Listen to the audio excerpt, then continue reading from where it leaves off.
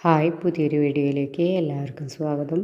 ഇന്ന് നമുക്ക് lunch box recipe നോക്കാം.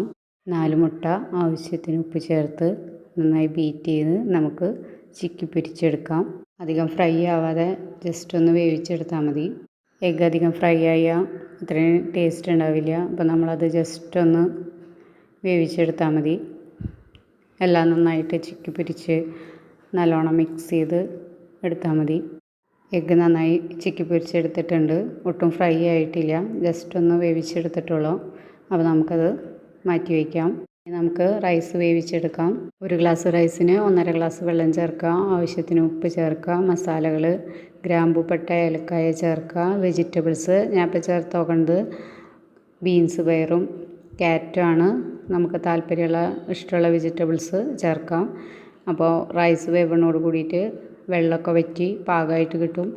അപ്പോൾ റൈസ് വേവിക്കുമ്പോൾ തന്നെ ആവശ്യത്തിന് 1-2 ടീസ്പൂൺ നെയ്യും കൂടി ചേർക്കുക. അപ്പോൾ റൈസ് ഒട്ടിപ്പിടിക്കാതെ നമുക്ക് ഇതുപോലെ വിട്ട് കിട്ടും.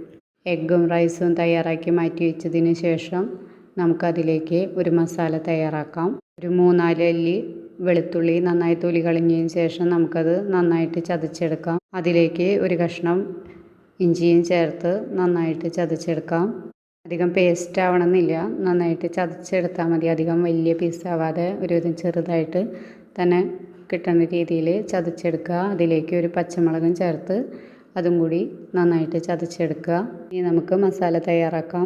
ഒരു പാൻ വെച്ച് അതിലേക്ക് 2 ടേബിൾ സ്പൂൺ നെയ്യ് ഒഴിച്ച് ഒരു കഷ്ണം സവാള നന്നായി കൊത്തി എരിഞ്ഞതും നമ്മൾ ചതച്ച് വെച്ച ഇഞ്ചിയും പച്ചമുളകും വെളുത്തുള്ളിയും അതും കൂടി ചേർത്ത് ഒന്ന് വാടി വരുമ്പോൾ മാഗിയുടെ ഒരു മാജിക് ക്യൂബും കൂടി ചേർത്ത് നന്നായി മിക്സ് ചെയ്യുക. അതിലേക്ക് 1/4 ടീസ്പൂൺ മഞ്ഞൾപ്പൊടി, 1/2 ടീസ്പൂൺ മുളക് പൊടി, 1/2 ടീസ്പൂൺ മല്ലിപ്പൊടി ഇതെല്ലാം ചേർത്ത് നന്നായി മൂപ്പിച്ചെടുക്കുക.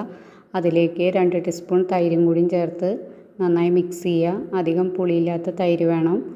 അതിലേക്ക് നമ്മൾ ചിക്കി പൊരിച്ച് വെച്ചിരിക്കുന്ന മുട്ടയും കൂടി ചേർത്ത് നന്നായി മിക്സ് ചെയ്യുക. എല്ലാം നന്നായി മിക്സ് ചെയ്തതിന് ശേഷം അതിലേക്ക് കുറച്ച് മസാലപ്പൊടിയും കൂടി ചേർക്കുക.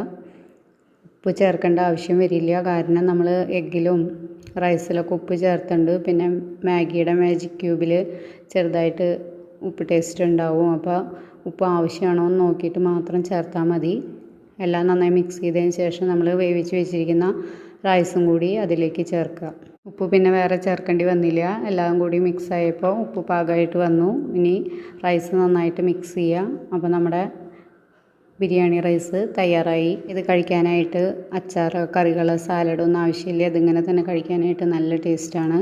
അപ്പോൾ വീഡിയോ എല്ലാവർക്കും ഇഷ്ടമായെന്ന് വിചാരിക്കുന്നു. വീഡിയോ ഇഷ്ടമായി ലൈക്ക് ചെയ്യുക, ഷെയർ ചെയ്യുക, കമൻറ്റ് ചെയ്യുക, സബ്സ്ക്രൈബ് ചെയ്യുക. പുതിയൊരു വീഡിയോയുമായി വീണ്ടും വരാം. അതുവരെ എല്ലാവർക്കും ബൈ.